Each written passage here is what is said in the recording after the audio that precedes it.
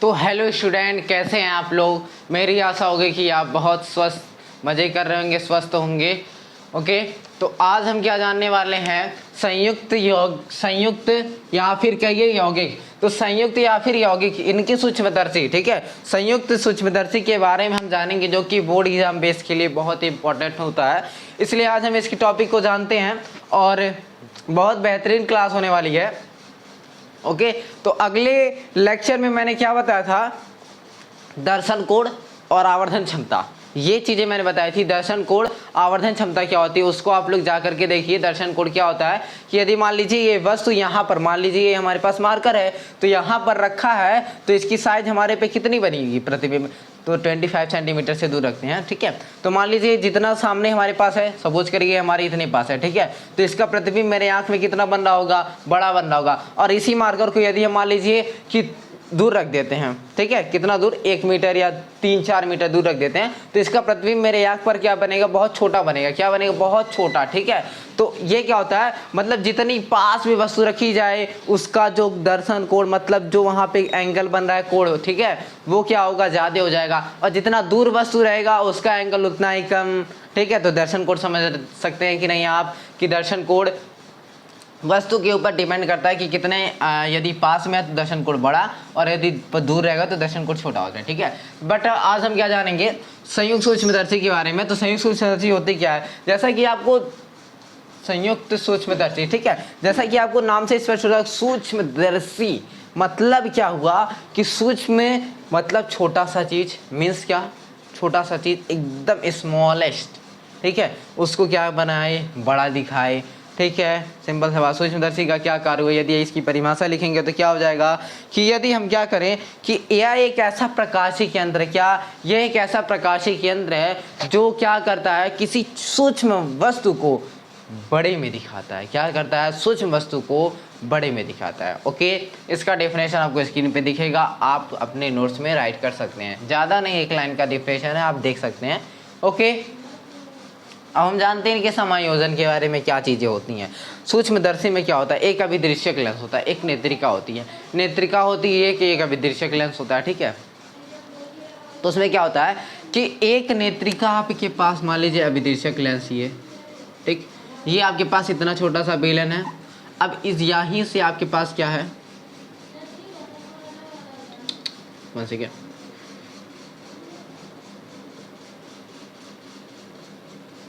समझ करिए यहाँ पे नेत्रिका है, ठीक है, यहाँ पे कोई चीज़ है, यहाँ पे अभिदृश्यक लेंस है। ओके, अब देखेंगे क्या, अब हम क्या देख सकते हैं कि ये छोटी सी नली है कि नहीं, सिंपल सा बात, ये बड़ा सा नली, ये छोटा सा है। तो कॉमन सा चीज़ है कि यदि ये छोटा है तो इसको हम आगे पीछे कर सकते हैं कि नहीं, एकदम कर सकते हैं, ठीक है। तो मतलब ये होता है कि यहाँ पे इसको इस तरह हम बैलेंस, मतलब कि इसको किसी वस्तु को हमको देखना है, ठीक है, किसी वस्तु को हमको देखना है, तो हम इस बेलन आकृति जो आपको दिख रही होगी ना, इसको हम आगे करते हैं या पीछे करते हैं, ठीक है, ताकि क्या हो कि प्रतिबिंब, ठीक है, प्रतिबिंब हमको क्या एकदम स्पष्ट दिखाई दे। तो उस पॉइंट पे इसको ऐसे छोड़ देते हैं और हमको प्रतिबिंब दिखता है, ठीक है। इसका स्ट्रक्चर इस तरह होता है। और यदि आपको स्ट्रक्चर आपको स्क्रीन पे दिख रहा है, वो भी स्ट्रक्चर आप बना सकते हैं, ठीक है। और इसकी समायोजन कैसे, समायोजन की कुछ डिफिनेशन है जो कि आप क्या कर सकते हैं, लिख सकते हैं अपने नोट्स में, वो भी स्क्रीन पे मैं दिखा रहा हूँ, ठीक है। बट मैंने कॉमन सा चीज़ है जो कि मैंने बता दिया, समायोजन कैसे करते हैं, कि यही एक 2 बेलनाकार नली होती है, ठीक है, एक नेत्रिका होता है, एक अभिदृश्यक लेंस होता है, तो ओके। अब क्या करते हैं, हम ये छोटी सी जो बेलन है उसको आगे या पीछे की ओर करते हैं, ताकि क्या हो, क्रॉस तार, क्या एकदम पॉइंट पे मिले क्रॉस तार, और हमको क्या दिए, प्रतिबिंब एकदम अच्छे से दिखे, ठीक है। ओके, और प्रतिबिंब, ओके, प्रतिबिंब हमको स्पष्ट दिखाई दे, कोई भी थोड़ा सा भी चूक ना हो, प्रतिबिंब एकदम स्पष्ट दिखाई देगी, ठीक है। अब हम क्या करते हैं, इसका डायग्राम बनाते हैं संयुक्त सूक्ष्मदर्शी का, और मैं आपको दिखाता हूँ, ठीक है। दैट्स, हम इस डायग्राम बनाते हैं।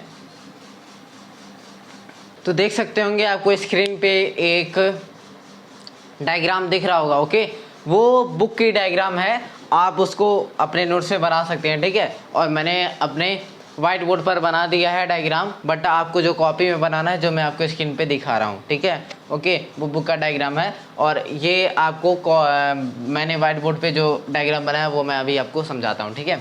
फटाक से उसको देखिए, आप बना लीजिएगा। ओके, अब हम जानते हैं जो मैंने व्हाइट बोर्ड पे बनाया उस डायग्राम के सहायता से होता ये है कि यहाँ पे मैंने एक वस्तु रखा, क्या रखा, एक वस्तु रखा और यहाँ से ये आपके पास क्या है, लेंस, ओके, जिसको हम कहते हैं विदेशक लेंस कहेंगे, और ये आपके पास नेत्रिका रहेगी। ओके, जो यहाँ पे आपको लेंस मिल रहा है, यहाँ से तो प्रतिबिंब गया, ठीक है, जैसे ही आपको देख रहे हैं डॉट डॉट डॉट रेखाएं, और ये कहाँ पर जाकर के काट रही हैं, ये जो आपके प्रथम फोकस है ना, ये प्रथम फोकस, ठीक है। इस फोकस के अंदर मतलब ई फॉर आइस, यदि आप सपोज करिए ई फॉर आइस, ठीक है, तो वो नेत्रिका के लिए फोकस है। तो ये प्रथम फोकस के कहाँ बनेगा, अंदर। प्रथम फोकस के कहाँ बन रहा है, अंदर बन रहा है। देखिए प्रथम फोकस के कहाँ बन रहा है, अंदर बन रहा है, ठीक है। तो ये क्या होता है, प्रथम फोकस के अंदर बन रहा है, ये आपको कोई यहाँ पर आपके काट रहे हैं, ठीक है। और यहाँ पे जो आपको बन रहा है वो आपका यहाँ पे ए बी है, ठीक है, यहाँ पे जो वस्तु रखी है वो ए बी है, और ये आपके पास क्या हो जाएगी, ए डैश बी डैश, ठीक है। ये आपके पास ए डैश और बी डैश की वस्तुएं बन रही हैं, ए डैश बी डैश बन रहा है वस्तु, ठीक है। अब हम क्या करते हैं कि यदि यही रेखाएं देखिएगा आप यहाँ पे डैश डैश करेंगे, तो ये रेखा आप यदि इसको पीछे लाते हैं, क्या लाते हैं, कल्पना करके आभासी रूप में आप क्या करते हैं कि पीछे की ओर ले आते हैं, और ये जो ये रेखाएं गई हैं, ये जो डायरेक्ट कहाँ गई है, फोकस से होकर के जा रही है, वो रेखाएं भी हम पीछे लाते हैं, ठीक है। और ये जो एकदम सेंटर से गई हुई है, ठीक है, ये लेंस अविदृश्यक लेंस के, वो भी रेखाएं हम क्या करते हैं, पीछे ले आते हैं। तो सबको पीछे ले आने पर क्या मिल रहा है, वो एक पॉइंट पे मिल रहा है, और उस पॉइंट को हम क्या नाम दे देते हैं, वहाँ पर जो आपका नाम बनेगा वो क्या होगा, A double dash B double dash, ठीक है, A double dash B double dash, ठीक है। A double dash B double dash मानते हैं क्योंकि ये क्या हो रहा है, प्रतिबिंब बहुत बड़ा दिखाई दे रहा है, ठीक है। वस्तु कितनी है, छोटी, प्रतिबिंब कैसा दिख रहा है, बड़ा, तो सूक्ष्मदर्शी हुआ कि नहीं, दैट्स ऑल। ओके, तो यहाँ से यदि हम ये मान लीजिए आपके पास आइस है, आंखें हैं, जो कि देखने पे क्या हो रही है, वस्तु बड़ी दिख रही है कि नहीं, सिंपल सा बात है, दिख रही है बड़ी, और छोटी सी वस्तु थी बड़ी दिख गई, ठीक है, दैट्स ऑल। आपको समझ में आया कि नहीं, प्रतिबिंब कैसे बन रहा है, कैसे बन रहा प्रतिबिंब, कि यदि आप कोई वस्तु रखते हैं तो वो विदृश्यक लेंस से होकर के गुजरती है, ठीक, तो उसका प्रतिबिंब क्या होता है, प्रथम फोकस, नेत्रिका के प्रथम फोकस के अंदर बनता है, ना कि नेत्रिका के फोकस प्रथम फोकस पर, ठीक है। कंडीशन अभी बताते हैं, पर यदि नेत्रिका के प्रथम फोकस पे बनेगा तो क्या होगा, बताता हूँ, सब्र करिए, क्योंकि जरा पहले हम क्या करते हैं, एफ डैश के अंदर जब प्रतिबिंब बन रहा है, नेत्रिका के प्रथम फोकस के अंदर प्रतिबिंब बन रहा है ना, तो ये रेखाएं हम क्या करते हैं, यदि हम पीछे की ओर ले आते हैं तो एक बिंदु पे जा करके मिलती हैं। जब वो जिस बिंदु पे जा करके मिल रही है, वहां पर क्या हो रहा है, वहां पे वस्तु की प्रतिबिंब बन रही है, कैसी बन रही है, बड़ी बन रही है, ठीक है, छोटी नहीं, बड़ी बन रही है। Okay, that's. अब यदि सपोज करिए कि यही प्रतिबिंब कहाँ बने, इसी फोकस पे, नेत्रिका के प्रथम फोकस पर यदि बन जाए तो क्या होगा, तो आप जानते हैं क्या होगा, वो इनफाइनाइट मतलब अनंत पर बनेगा प्रतिबिंब, तो हमको दिखेगा नहीं, दिखेगा भैया, नहीं दिखेगा, ठीक है, दिखने वाली बात नहीं है, क्योंकि वो इनफाइनाइट अनंत पे बन रही है यदि इस फोकस पे रख दिए। बट कंडीशन क्या है यहाँ पे कि प्रथम फोकस के अंदर बनता है, क्या बनता है, अंदर की ओर, ना कि प्रथम फोकस पर। Okay, that's all. सब समझ में आपको आया होगा। अब प्रतिबिंब का बनना कैसे बनता है, ये प्रतिबिंब आपको मैं स्क्रीन पे दिखा रहा हूँ, अपने नोट्स में लिखिए, और मैंने बता दिया ही है। ओके, अब हम इसके व्यंजक के बारे में बात करते हैं, चलते हैं अब इसके आवर्धन व्यंजक के बारे में बात करते हैं। ओके, इसको फटाक से इरेज करके हम आवर्धन व्यंजक के बारे में जानते हैं। आवर्धन क्षमता के बारे में मैं बात करता हूं, तो m equal alpha upon beta, sorry beta upon alpha, जो कि मैंने अगले लेक्चर में बताया था, ठीक है, बीटा अपॉन अल्फा, ठीक है, बीटा क्या है, अल्फा क्या है, मैंने अगले लेक्चर में बता दिया था। अब देखिए, सपोज करिए बीटा यदि आपके किसके इक्वल हो, 10 बीटा के, अल्फा किसके इक्वल हो, 10 अल्फा के। ओके, 10 अल्फा के इक्वल हो, सपोज करिए आपके पास अल्फा है कि नहीं, तो यहाँ पर आप मान लीजिए ए डैश है, तो यहाँ पे कोई आप पॉइंट मान लीजिए, ठीक है, यहाँ पे मैं पॉइंट दे देता हूँ इसको नाम, चलिए देखिए, अल्फा यदि सपोज करिए बन रहा है, ठीक है, तो ये आपका किसके इक्वल हो रहा है, ये ए बी के इक्वल हो रहा है कि नहीं, एकदम अच्छी बात, हो रहा है एकदम। ई मान लीजिए इसको, ठीक है, ई मान लेते हैं। तो ये किसके इक्वल बन जा रहा है, एकदम इक्वल है कि नहीं, सिंपल सा बात। अल्फ़ा क्या है, ए डैश ओ, ठीक, ओके। अल्फ़ा आपका कहाँ कहाँ बन रहा है, आप देखेंगे, सपोज करेंगे तो इनके बीच बन रहा है, ओके। तो हम क्या लिख सकते हैं यहाँ पर, ए बी, यदि मैं यहाँ पे किसकी बात करूँ, 10 अल्फ़ा, और यहाँ पे किसका बात किया जाएगा, 10 बीटा का, ठीक है। तो 10 अल्फ़ा किसके इक्वल आ रहा है, ए बी। लंब बटा क्या होता है, आधार, ठीक है, लंब बटा आधार की बात की जाती है। तो लंब बटा आधार किस में बात करते हैं, ठीक है। तो ए बी आपके पास ये बन गई, ये किसके इक्वल हो जा रहा है, ए बी के इक्वल हो जा रहा है, ठीक है। और यहाँ से यहाँ तक की दूरी क्या हो रही है, मैंने यहाँ पे माना, देखिए वी लिखिए या फिर डी लिखिए, ओके, दैट्स ऑल। माइनस लगा दीजिए।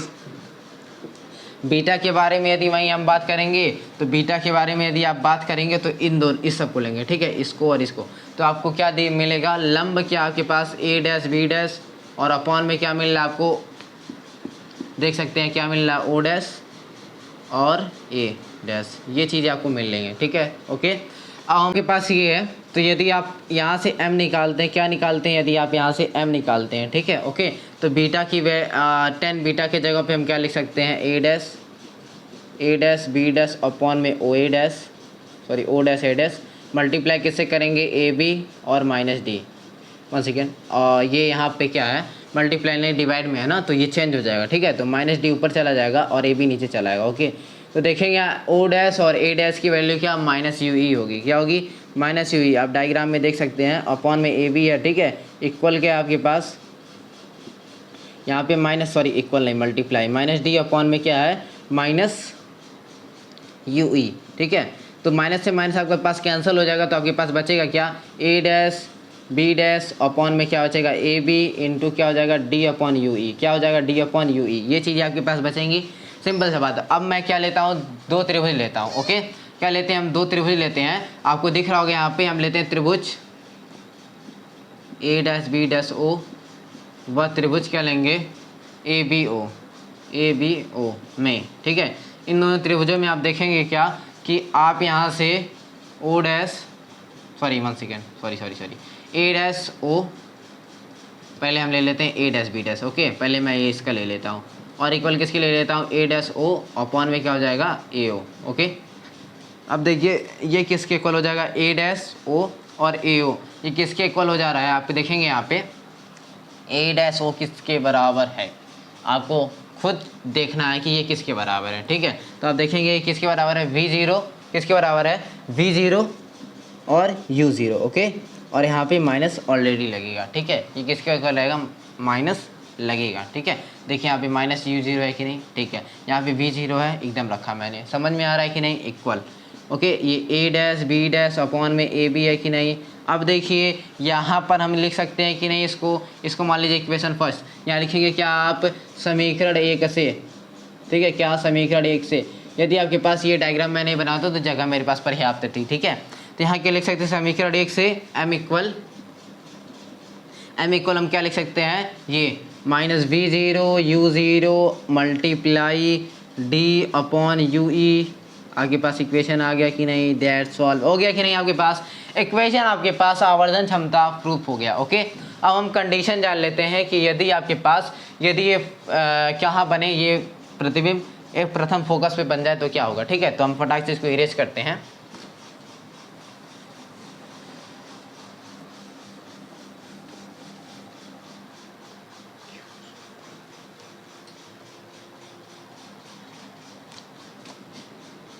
तो देख सकते हैं आपके पास यदि यू इक्वल किसके हो जाए, एफ ई के, किसके इक्वल हो जाए, यू किसके इक्वल हो जाए, एफ ई के, तो एम इक्वल क्या हो जाएगा, वहाँ पे देखिए फार्मूला v0 अपॉन u0 है, मल्टीप्लाई डी है, और अपॉन में यू किसके इक्वल हो जाएगा, एफ ई के, दैट्स ऑल।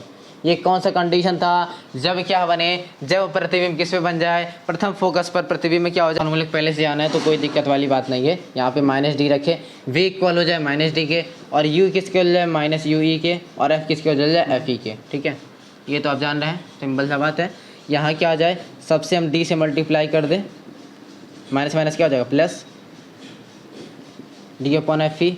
देखिए d से d क्या हो जाएगा, कैंसिल, माइनस कहाँ चल जाएगा, प्लस में, तो d upon you E equal क्या आ जाएगा, d upon F E plus में 1। पास आया ना इक्वेशन, यहाँ से देखिए d अपॉन यू ई किसके इक्वल है, D upon F E plus one के यहाँ लिखेंगे क्या, एम इक्वल क्या हो जाएगा, यहाँ पे लिख सकते हैं, sorry 1 second, minus we zero upon में क्या यू जीरो, मल्टीप्लाई में क्या आपके पास आ जाएगा D upon F E plus one, ये आपके पास क्या आ जाएगा इक्वेशन। Okay that's solve. यहीं तक हमारा था कॉन्सेप्ट। ओके तब अब हम अगले लेक्चर में एक नए टॉपिक के साथ और एक नई उम्मीद और एक नई जज्बे के साथ मिलते हैं। Thank you for watching. Please video को शेयर करिए, लाइक करिए एंड चैनल सब्सक्राइब करिए। Thank you for watching. Okay अगले वीडियो में हम मिलते हैं।